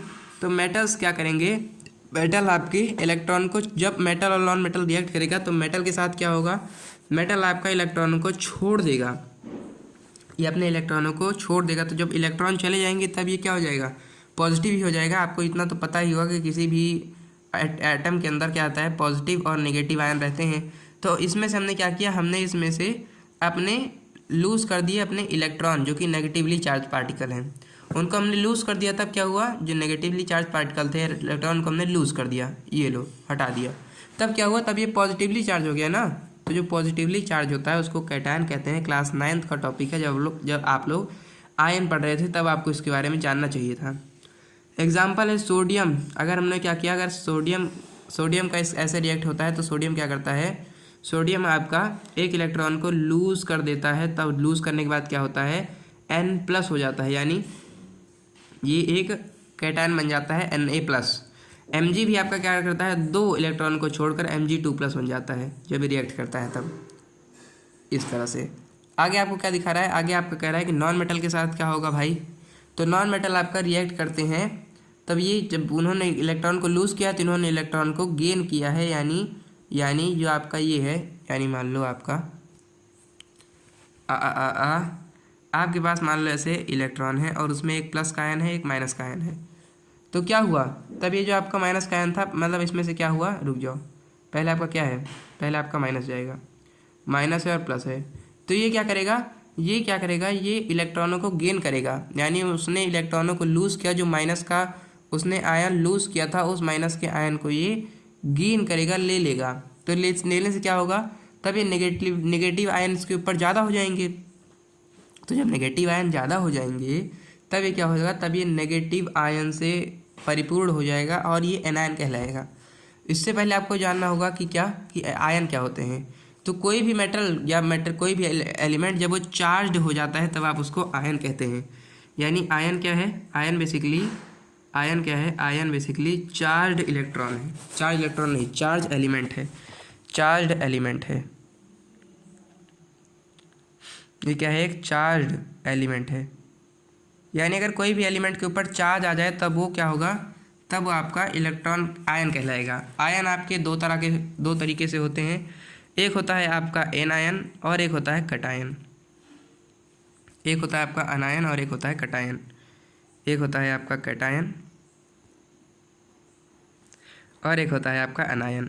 अनायन क्या है? अनायन में मतलब इसमें जो भी आएगा उसी का आपको जस्ट उल्टा ले लेना है। उसी का आपको जस्ट उल्टा ले लेना है। यानी इसका मतलब ये है कि एनायन में कौन सा शब्द आ रहा है? एनायन में शब्द आ रहा है आ यानी आना। आ यानी आना। ए यानी अगर आप लोग जान ले, ए मतलब आना, ए मतलब आना, तब आपका क्या हुआ? तब इसका मतलब पॉजिटिव, मतलब समझ रहे हो? आना मतलब आया, मतलब कोई चीज़ पॉजिटिवली चार्ज होनी चाहिए तब तो आएगा। लेकिन मैंने कहा था कि इसका उल्टा होगा, इसीलिए नेगेटिवली चार्ज हो जाता है। यानी जो आपका नेगेटिवली चार्ज आयन है वो क्या कहलाएगा? वो आपका एनायन कहलाएगा। यह आपका नेगेटिवली चार्ज है। उसी तरह से कैटायन में शब्द आ रहा है कटा, है ना? कैटायन में शब्द आ रहा है कटा। तो कटा मतलब चला गया, यानी इसमें पॉजिटिव आयन की कमी हो गई। लेकिन मैंने कहा था उल्टा होगा, इसीलिए इसमें उल्टा हो जाता है। तो ये आपका पॉजिटिवली चार्ज हो जाता है कैटायन। पॉजिटिवली चार्ज होता है कैटायन, आपका पॉजिटिवली चार्ज हो जाता है। ठीक है, ये मेरे ख्याल से आपको क्लियर होगा। तो मैंने आपको क्या बताया कि आपके मेटल्स, जब मेटल ऑन मेटल रिएक्ट करेंगे तब आपके मेटल इलेक्ट्रॉन को लूज़ कर देंगे। तो किसी में से अगर इलेक्ट्रॉन है आपके, क्या इलेक्ट्रॉन भी मैं आपको बता दूँ, इलेक्ट्रॉन है आपके नेगेटिवली चार्ज और प्रोटॉन है आपके पॉजिटिवली चार्ज। ठीक है, तो आपके इलेक्ट्रॉन का लेन देन चल रहा है, तो इलेक्ट्रॉन चले गए, इलेक्ट्रॉन चला गया तो बचा क्या? केवल प्रोटॉन। प्रोटॉन है पॉजिटिव, तो ये पॉजिटिवली चार्ज आयन हो गया, और जो पॉजिटिव चार्ज होता है उसको कैटायन कहते हैं। जैसे एग्जांपल आपको सोडियम का और मैग्नीशियम का दे रखा है। नॉन मेटल में हम देखते हैं क्या कि ये क्या किया, इसने gain electron become negatively ion. इसने क्या किया? इसने इलेक्ट्रॉन को गेन किया। इसने इलेक्ट्रॉन को गेन किया तब जब आपके पास क्या थे, मान लीजिए आपके पास दो इलेक्ट्रॉन थे, दो प्रोटॉन थे, और आपने क्या किया? और इलेक्ट्रॉन गेन कर दिए। तो जो आपके दो इलेक्ट्रॉन थे ये 3 इलेक्ट्रॉन हो गए। तो ज़्यादा कौन हुआ? ज़्यादा आपके इलेक्ट्रॉन हुए, तो जो ज़्यादा होगा उसी का वर्चस्व होगा। तो ये नेगेटिव आयन हो जाते हैं, और नेगेटिव आयन को अनायन कहते हैं। एग्जाम्पल है आपका क्लोरीन। ये Cl क्या रहता है? क्लोरीन आपका Cl1 माइनस रहता है। क्यों? क्योंकि इसके पास एक वो ज़्यादा है, एक इलेक्ट्रॉन ज़्यादा है। ऑक्सीजन भी आपका क्या है? O2 माइनस है, क्योंकि इसके पास क्या है? ऑक्सीजन 2 ज़्यादा है, 2 इलेक्ट्रॉन ज़्यादा है। इसके बाद हम लोग क्या करेंगे? इसके बाद हम लोग जानेंगे formation of sodium chloride. Sodium chloride की फॉर्मेशन कैसे होती है, यानी ये मैंने आपको वहाँ पर बता रखा था एसिड बेस और सॉल्ट चैप्टर में भी, कि हमारे पास क्या रहता है? हमारे पास रहता है Na और हमारे पास रहता है Cl। तो जो हम लोग Na और Cl को जोड़ देते हैं तो NaCl बन जाता है। यानी जो हमारे सोडियम है, ये समझो आप, पहले सोडियम जो है आपका, सोडियम एक है आपका सोडियम के पास क्या है? ये क्या करना चाहता है? इसके पास एक इलेक्ट्रॉन ज़्यादा है। ये क्या है? Na1 माइनस है, इसके पास क्या है? एक इलेक्ट्रॉन ज़्यादा है। और क्या है? इसके पास एक इलेक्ट्रॉन ज़्यादा है, क्या करने के लिए? अपना ऑक्टेट पूरा करने के लिए। रुक जाओ, इसके पास एक इलेक्ट्रॉन ज़्यादा है तो ये अपना एक इलेक्ट्रॉन देना चाहेगा। उसके बाद फिर आपका जो Cl है, इसके पास एक इलेक्ट्रॉन कम है, Na1 प्लस है और Cl1 माइनस है। यानी इसके पास क्या है? इसके पास इलेक्ट्रॉन एक ज़्यादा है और उसके पास एक इलेक्ट्रॉन कम है। तो अगर आपके पास 3 रुपये हैं और आपके दोस्त के पास 3 रुपये कम है, तो आप भले ना दे, लेकिन एक अच्छा दोस्त अपने दोस्त को वो 3 रुपये दे देगा। तो वैसे ही सोडियम क्लोरीन दोस्ती कर लेते हैं, और सोडियम अपना ये एक इलेक्ट्रॉन इसको दे देता है, जिससे इसकी क्लोरीन की क्या हो जाती है? ऑक्टेट पूरी हो जाती है। ऑक्टेट भी आपको क्लास 9 में पढ़ना था कि जब आउटर मोस्ट सेल में 8 इलेक्ट्रॉन पूरे हो जाए तब आप उसको ऑक्टेट कहते हैं। तो इससे Cl की ऑक्टेट पूरी हो जाती है, और यहाँ पर आप देख सकते हैं कि इसमें Cl1 माइनस हो जाता है ना, और आपका क्या होता है? Na1 प्लस हो जाता है। तो Na1 प्लस और Cl1 माइनस मिलकर आपका NaCl बना लेते हैं, यानी Na प्लस Cl आपका NaCl बना लेता है। ये क्या कह रहे हैं? ये आपके कह रहे हैं कि सोडियम के पास एक इलेक्ट्रॉन ये देना चाहता है और क्लोरीन एक इलेक्ट्रॉन लेना चाहता है, तो अट्रैक्शन हो जाता है। तो ये इलेक्ट्रॉन दे देता है, इलेक्ट्रॉन ले लेता है, और इसके कारण NaCl बन जाता है। अगला आपका आता है क्या, अगला आपका आता है फॉर्मेशन ऑफ मैग्नीशियम क्लोराइड। दो ही फॉर्मेशन हमको जानने हैं, एक हमको जानना है NaCl का, उससे अच्छा अभी तक मैंने तुमको क्या होता है सुन लो। मैंने आपको बताया कि जब आपके मेटल्स और नॉन मेटल रिएक्ट करते हैं तब क्या होता है। तो मेटल आपके एक क्या करेंगे, इलेक्ट्रॉन को लूज कर देंगे, तो इलेक्ट्रॉन आपके पास से चला जाएगा तो आप पॉजिटिवली चार्ज हो जाएंगे। आपके पास से बुराइयाँ चली जाएंगी तब आप अच्छाई से भर जाएंगे ना। तो उनके पास से भी इलेक्ट्रॉन चले जाते हैं तब उनके अंदर प्रोटॉन ही प्रोटॉन बचते हैं, तो पॉजिटिवली चार्ज आते हैं, इसीलिए उनको कैटायन कहा जाता है। हमने सोडियम का मैग्नीशियम का एग्जाम्पल जाना। उसके बाद हमने नॉन मेटल में देखा क्या, कि नॉन मेटल आपके रिएक्ट करते हैं कैसे। नॉन मेटल जब रिएक्ट करेंगे तो इनको एक इलेक्ट्रॉन मिल जाएगा, और जब आपके अंदर बुराइयाँ आ गई तब आप बुराई से भर गए, यानी आपके अंदर निगेटिवली चार्ज आप निगेटिवली चार्ज हो गए, तो आप एनायन हो गए। तो अब हम क्या जानते हैं, हम जानते हैं कि एग्जाम्पल में हमने जाना था Cl और Cl को ही जाना था। अब हमको जानना है फॉर्मेशन दो चीज़ों की, एक हमको जाननी है NaCl यानी आपके नमक की, और एक हमको जाननी है MgCl2 की, मैग्नीशियम क्लोराइड की।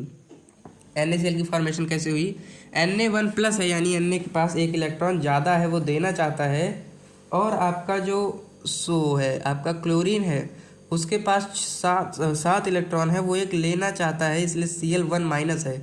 तो Na अब आपके पास, आपको सोचिए आपको क्या, आपके पास क्या है, आप बहुत अमीर हो गए हैं, आपके पास 1 रुपये ज़्यादा है, आप सोचते हैं मैं किसी को दान कर दूं, और कोई बहुत गरीब है, उसको 1 इलेक्ट्रॉन चाहिए कि अगर मुझे 1 इलेक्ट्रॉन मिल गया तो मैं अमीर हो जाऊंगा, तब आप लोग मिलेंगे ना। तो वैसे ही सोडियम और क्लोरीन एक दूसरे से मिलते हैं, Na और Cl एक दूसरे से मिलते हैं, और मिलकर सोडियम अपना 1 इलेक्ट्रॉन क्लोरीन को दे देता है, और इन दोनों की पक्की दोस्ती हो जाती है, और दोस्ती के कारण ये दोनों साथ साथ हो जाते हैं, और साथ होने के कारण NaCl बन जाता है, जो कि आपका नमक है basically. Formation of magnesium chloride आपका सेकेंड टॉपिक है, फॉर्मेशन ऑफ मैग्नीशियम क्लोराइड।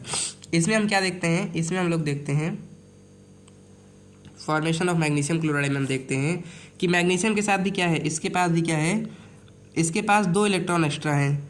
अब ये 2 इलेक्ट्रॉन देना चाहेगा ना, Mg2+ है ना, Mg2+ है, इसके पास 2 इलेक्ट्रॉन ज़्यादा है, ये इलेक्ट्रॉन देना चाहेगा। Cl हमारे पास क्या है, Cl हमारे पास क्या है, Cl हमारे पास Cl के पास 1 इलेक्ट्रॉन कम है। अब आपके पास क्या है, आपके पास 2 रुपये है मान लो, और आप सोच रहे हो कि मैं 1 रुपये 2 लोगों को दान करूँगा, और आपके पास कोई एक आदमी आके कह रहा है भाई मुझे 1 रुपये चाहिए, और मैं बहुत स्वाभिमानी हूँ, मैं दोनों रुपये नहीं लूँगा।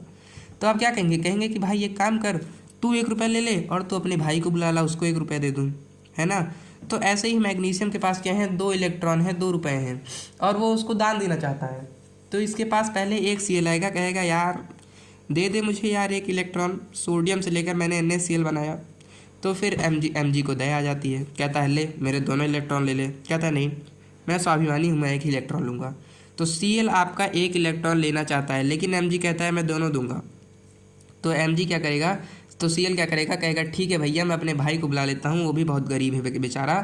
तो Mg और मतलब Mg के पास जो 2 इलेक्ट्रॉन है वो Cl के पास बराबर बराबर बांट देता है।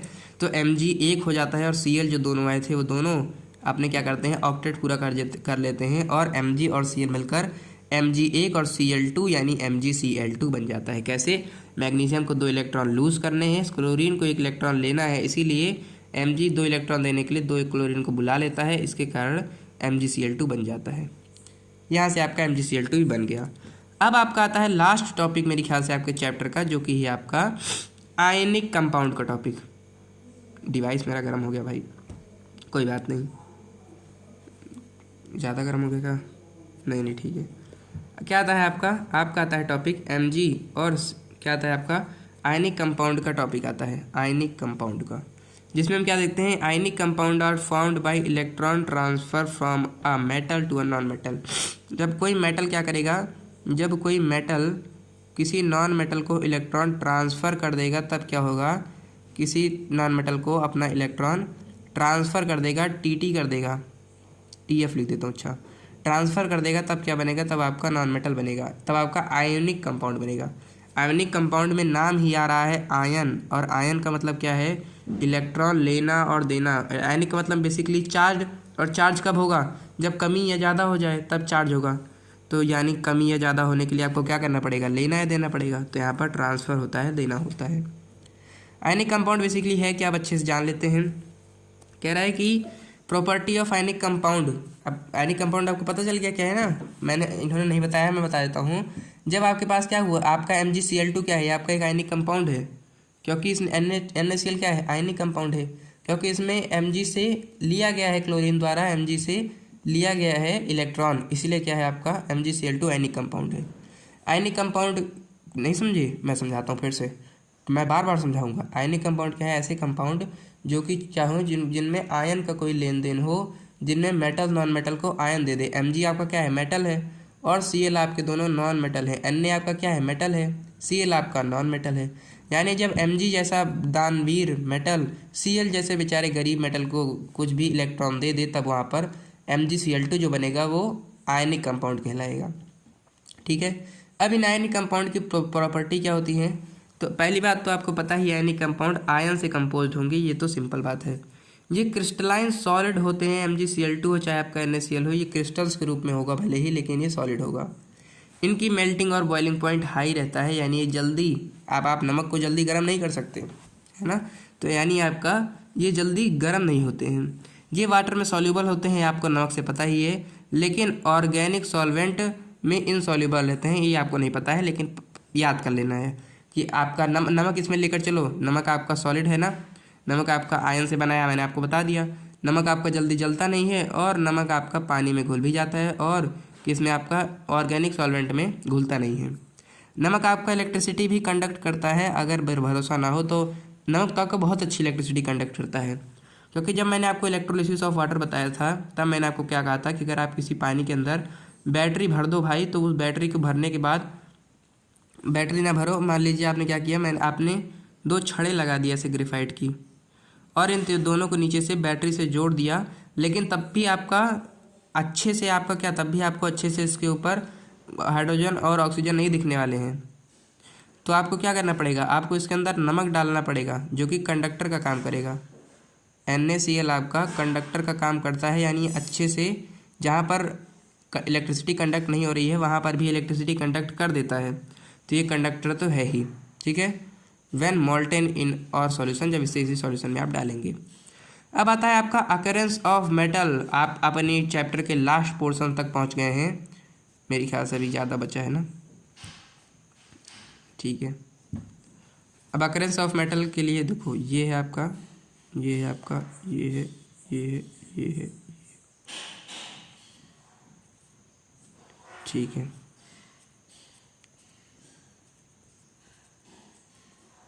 अकरेंस ऑफ मेटल आपका टॉपिक बताया, बचा है, टाइम कितना बचा है, 1:17 1:20, यानी अकरेंस ऑफ मेटल पढ़ लूँ, extraction of metal, reduction of metal, refining, purification.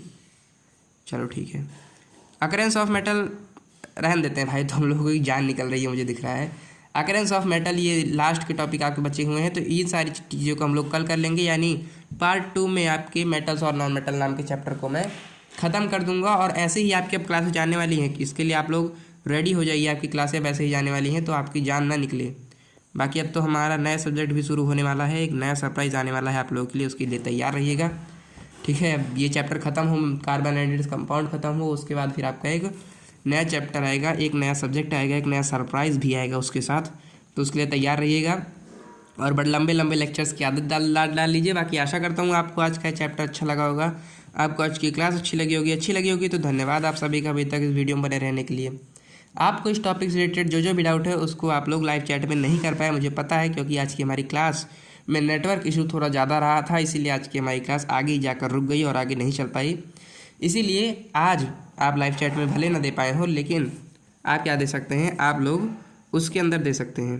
ठीक है, आप लोग क्या कर सकते हैं, आप लोग अभी मैं इसे रिकॉर्डेड फॉर्मेट में डालूंगा, मुझे पता है, क्योंकि ये रिकॉर्ड भी नहीं हुआ होगा ना लाइव के अंदर, तो इसको मुझे रिकॉर्डेड फॉर्मेट में डालना पड़ेगा। मैं इसे रिकॉर्डेड फॉर्मेट में डाल दूंगा, आपके लिए चैट ओपन रहेगी, आप वहाँ पर डाल सकते हैं, आराम से अपना डाउट पूछ सकते हैं। बाकी मिलता हूँ आपको नेक्स्ट क्लास में, जहाँ पर हम लोग ख़त्म करेंगे अपने इस मेटल एंड नॉन मेटल नाम के चैप्टर को। तब तक के लिए बहुत बहुत धन्यवाद।